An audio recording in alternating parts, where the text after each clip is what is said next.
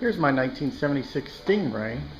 About a year ago, my radiator blew out and I ended up taking it out and replacing it with an aluminum radiator, electric fans, and did all this foam sealant and everything. But the problem is which is very common with C3s, is that when I am at interstate speed, 70 miles an hour, there's not enough air that pushes through the front of the car through these little fins, or even because of that little tiny air dam, to cool this radiator without those fans running all the time. So what this video is about is installing this. This is a air dam extension for a 1979 Stingray. And I guess what happened was Chevy decided to finally give this thing a bit more cooling, and this did so. So what I'm going to go through on this video is the installation of that and how well it performs.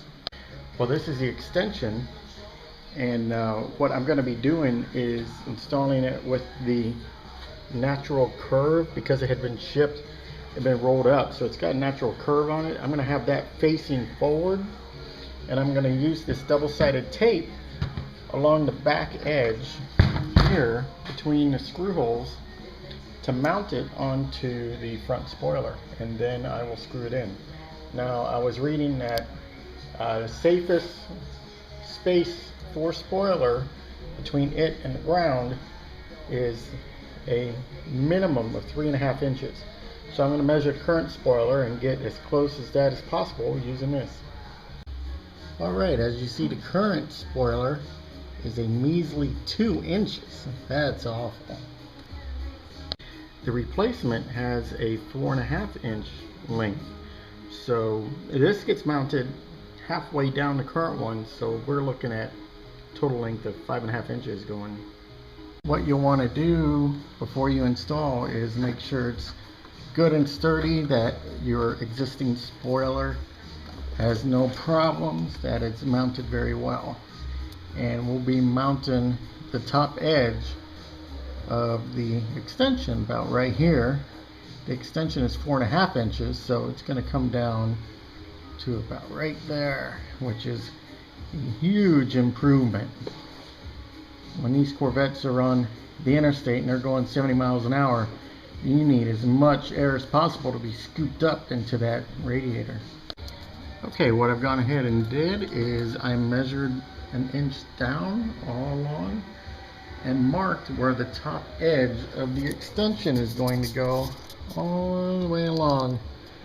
Now I'm going to put the extension next to the existing ram and mark where the holes are going to be drilled into the existing ram.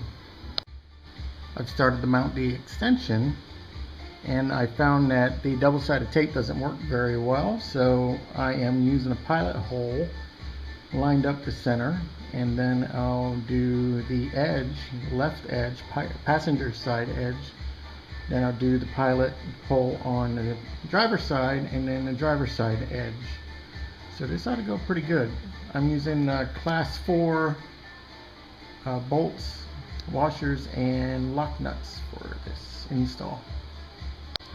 I've got it all installed, and after the install I have 4.5 inches of clearance underneath the spoiler on from edge to edge, so that is very good. The original spoiler was 2 inches. This extension brought it to a total of 5 inches with a clearance of 4.5 from the base to the pavement. That's great. I was going to take it to 5.5 inches, but I want to have enough room there so I'm not scraping the front of the Corvette and spoiler here on steep inclines a lot. Hopefully this alleviates my cooling where my fans are not running all the time. We'll see.